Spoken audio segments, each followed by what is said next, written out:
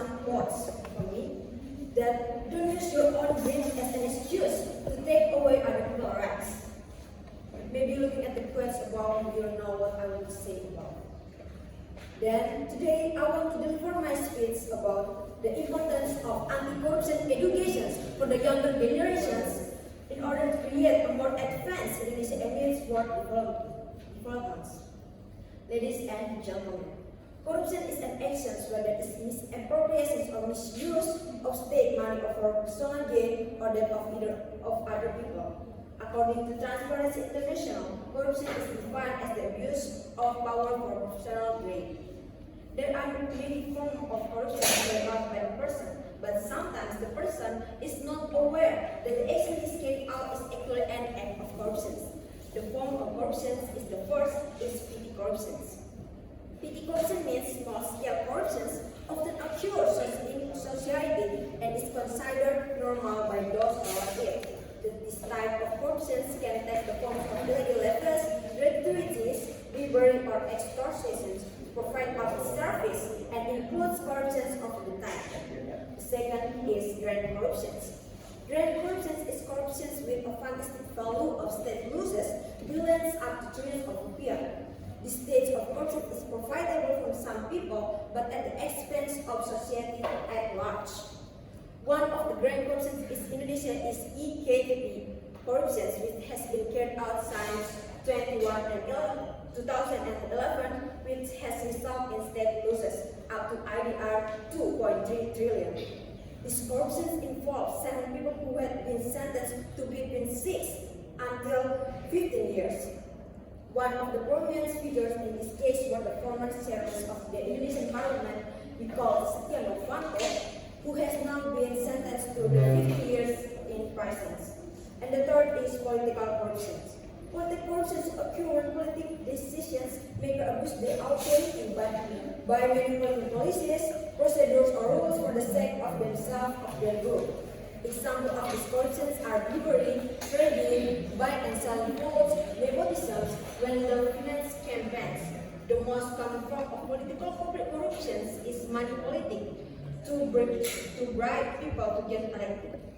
Ladies and gentlemen, anti-corruption education is considered to be one of the strategies for eradicating corruption because it can create an anti-corruption culture ecosystem in building the character of the younger generations.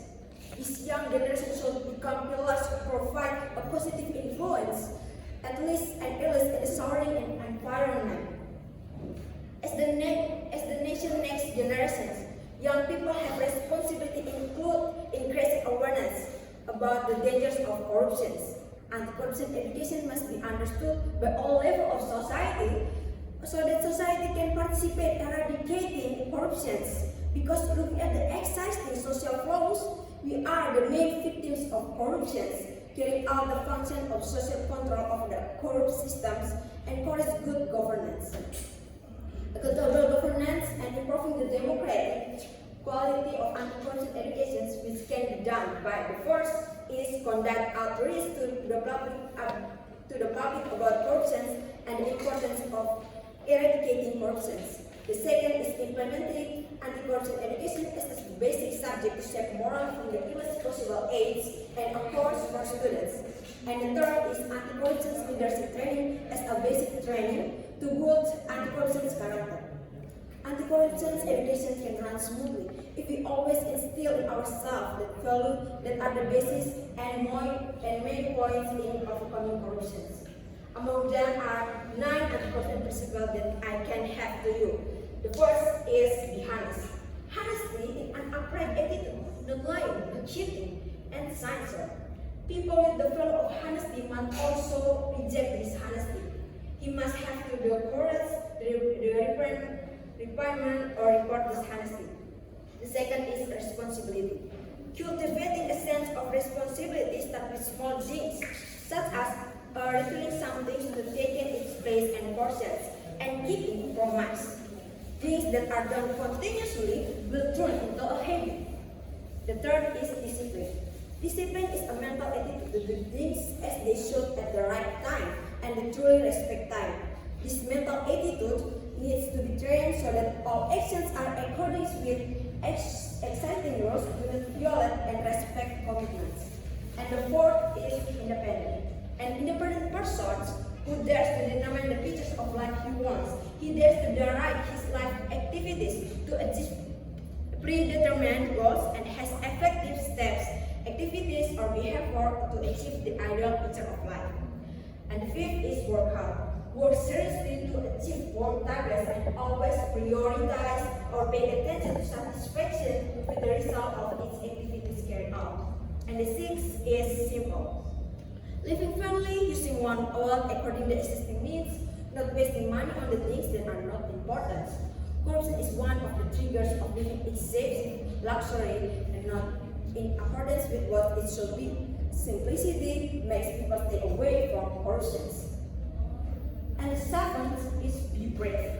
Brave means not be afraid to face danger or difficulties.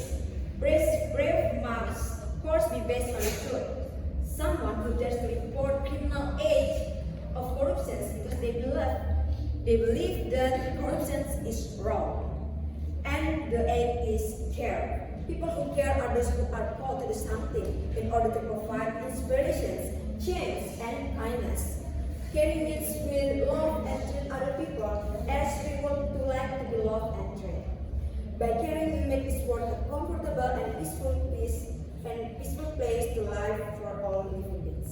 And the last is free. A fair person always behave impartially, not taking sides, except for the truth, not taking sides of friendship, equality, or ethnicity, or religions, so that the assessments of testimony and decisions should be based on the truth, even though on oneself. This attitude will ultimately prevent conflict of interest from becoming one governance corruptions.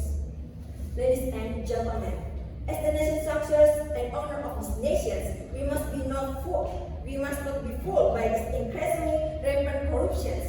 As the nation success, who will build these nations, we need to be aware and more concerned about anti-corruption educations.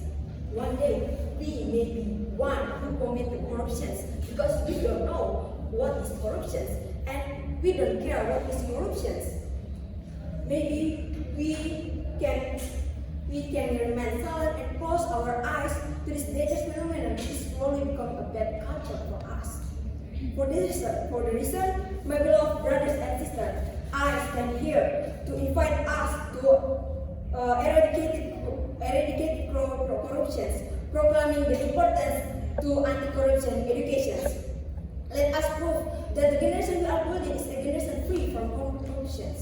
Let's build a better Indonesian nations and silence other countries that underestimate us.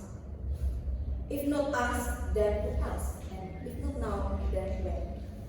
That is all from me, and